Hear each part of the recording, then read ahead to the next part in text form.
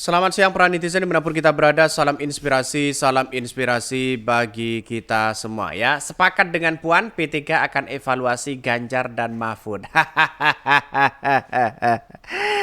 Jadi surveinya sudah semakin anjlok mereka, turun sampai 7% begitu kan. Bayangkan begitu kan ya. Karena pada hakikatnya Pak Ganjar itu sudah kalah di depan mata. Ngapain masih ada evaluasi sana sini begitu kan ya. Katanya sudah kalah sana sini ya, Hasto mengatakan ada intimidasi ya, seolah-olah ya negara ini yang disalahkan begitu kan. Seolah-olah begitu rezim ini disalahkan begitu. Tapi pada intinya inilah ya yang kemudian kalau tidak mampu ya silahkan saja mereka begitu kan ya, lambaikan tangan mereka ya. Kalau sudah kalah mending ya gabung kepada Anies Baswedan. Itu lebih baik di situ begitu. Jadi kalau mau evaluasi apa aja begitu. P3 kita lihat saja ya. Kalau P3 yang mengevaluasi ya gimana akar rumput mereka begitu kan. Sudah ketinggalan sekarang mau evaluasi gimana begitu ya.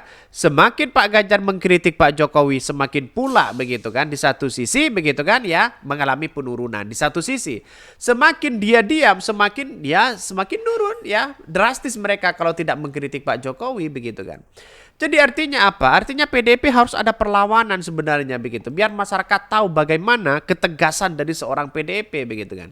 Saya suka begitu kan dengan ketegasan dulu ya PDIP dikit-dikit ya dipecat, dikit-dikit dipecat begitu kan kalau ada masalah ya kepada kadernya.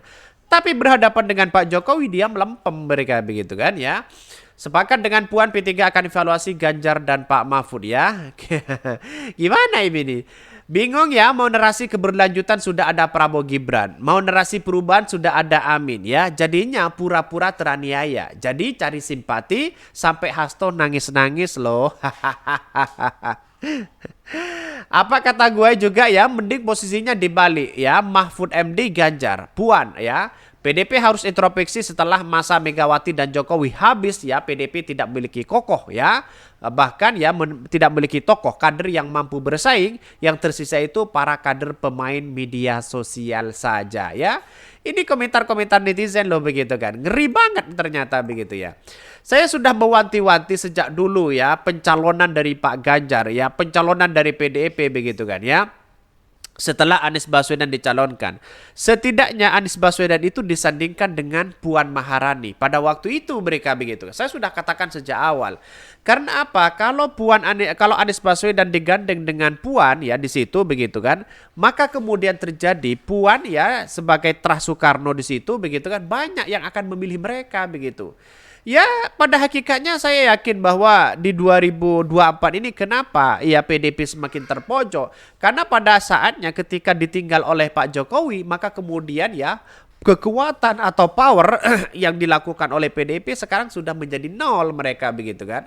Lihat saja pendukung-pendukung dari PDIP sudah beralih dukungan kepada Pak Jokowi hari ini. Bayangkan ya, saya sudah mewanti-wanti sejak dulu. Kenapa tidak Puan mereka begitu kan ya? Padahal Puan itu walaupun surveinya sangat tinggi, sangat kecil, tapi itu kan lembaga survei begitu kan ya. Seolah-olah tren hari ini ya PDIP mengikuti lembaga survei.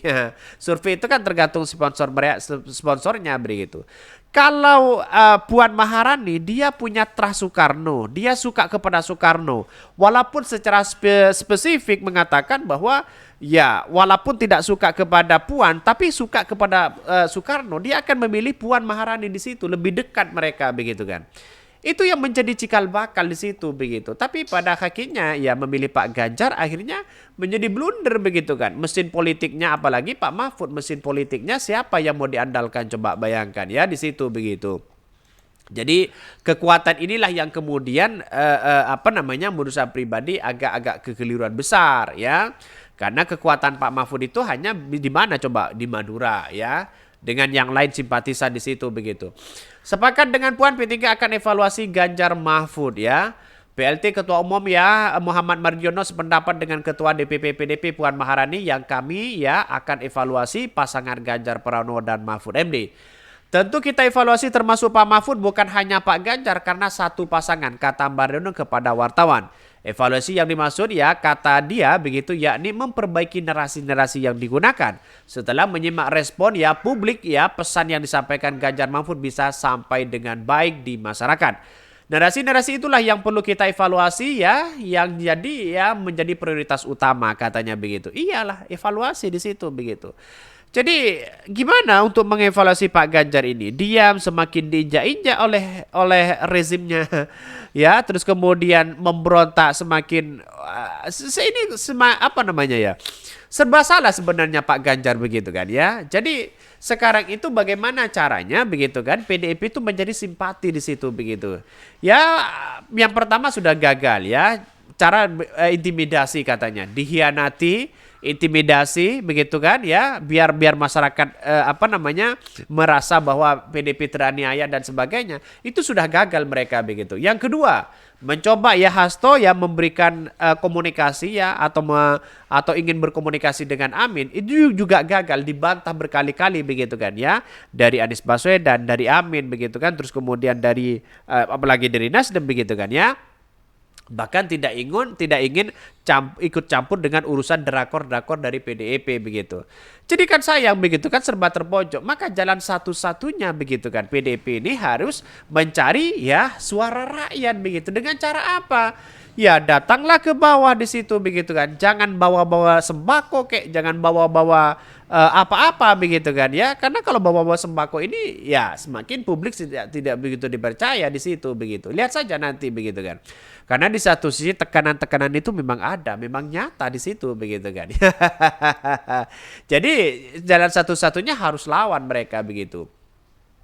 Sebelumnya Ketua DPP PDP Puan Maharani merespon serius turunnya ya elektabilitas Ganjar Mahfud.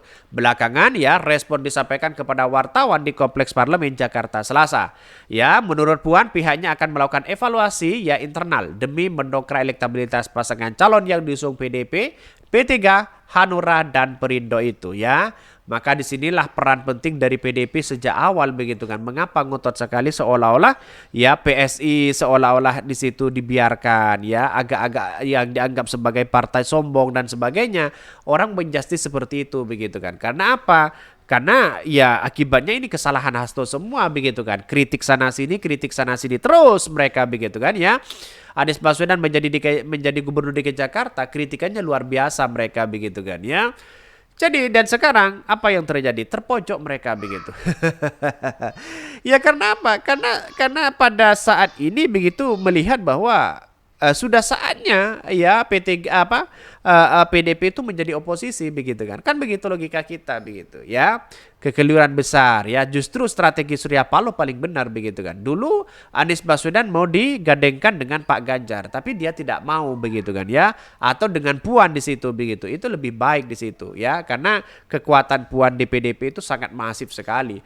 Mungkin itu yang kami sampaikan. Tonton terus channel Ho dari Podcast Rakyat ini karena ada berita-berita menarik dan viral setiap harinya. Salam para netizen, salam inspirasi bagi kita semua. Jangan lupa di subscribe channel YouTube Ho dari Podcast Rakyat ini.